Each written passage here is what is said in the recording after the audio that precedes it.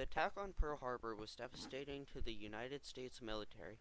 On December 6, 1941, President Roosevelt received no reply to his request for peace with Japan. Later in the day, the U.S. code-breaking service got a 14-part message from Japan. After deciphering the first 13 parts, the U.S. expected an imminent attack on a part of Southeast Asia. The U.S. deciphered the last part of the original message, and it said that the Japanese should break off all diplomatic ties with the U.S. Later on December 7th, the U.S. intercepted yet another message from Japan. This one said that at 1 p.m. relayed the original message to the United States government. The U.S. put two and two together and discovered that time related to the early morning in Pearl Harbor. The United States frantically sent a message to Pearl Harbor but realized it would not reach until noon because of downed communication. I have the distinguished honor of presenting the President of the United States.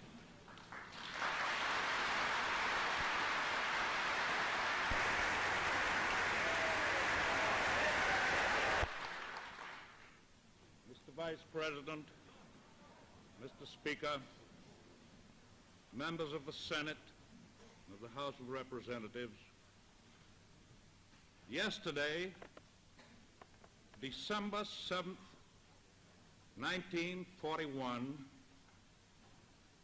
a date which will live in infamy, the United States of America was suddenly and deliberately attacked by naval and air forces of the Empire of Japan. The attacks was separated into two deadly waves. The first wave caught the military off guard. The second crushed it. It started on December 7th, 1941, 7:53 a.m. The military was stunned, and the whole crew was sent into chaos. The second wave started about an hour later at 8:55 a.m. It was all over by 9:55. Even though it was a horrible attack, it only lasted 2 hours, but 2,403 people were found dead and many others went missing. The Japanese forces did not stop at Oahu. They attacked many other places. They attacked Malaya, Hong Kong, Guam, the Philippine Islands, Wake Island, and many more. President Roosevelt said that not only would America defend themselves, but they would make sure that this would never happen again. He also said that he suggested that Congress declare war. That is exactly what they did.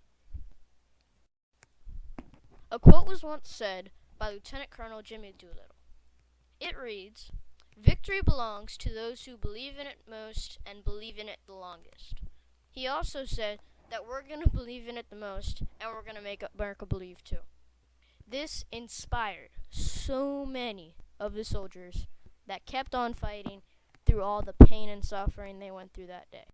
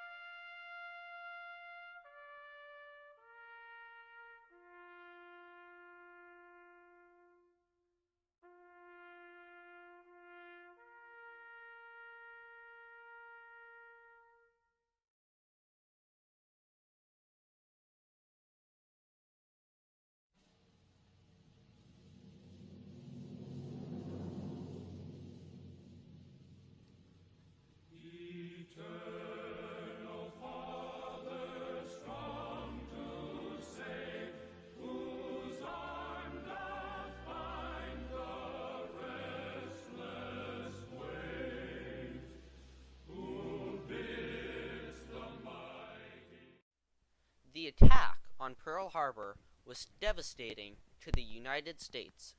Vice Admiral Chuji Naguamo, commander of the Japanese naval fleet, had complete surprise over the United States fleet. He devastated the United States with 2 waves of attack. The Japanese fleet damaged 21 ships. They damaged all 8 of the United States battleships. They sunk 4 of them, including the USS Arizona, USS California, USS Oklahoma, and USS West Virginia. The USS Nevada tried to flee Pearl Harbor, but in the process beached itself. Of all the damaged ships, 19 were salvaged. Workers were able to repair all but 3 ships. This monumental effort took a total of 20,000 hours. The USS Arizona and Utah were the only ships that were never raised. They remain where they are as tombs for the soldiers still in their hulls. In response to the multiple attacks on the United States by Japan, the United States entered World War II. The United States joined the Allied forces in multiple attacks on the Axis powers. The United States ultimately ended World War II by dropping the first and only atomic bombs.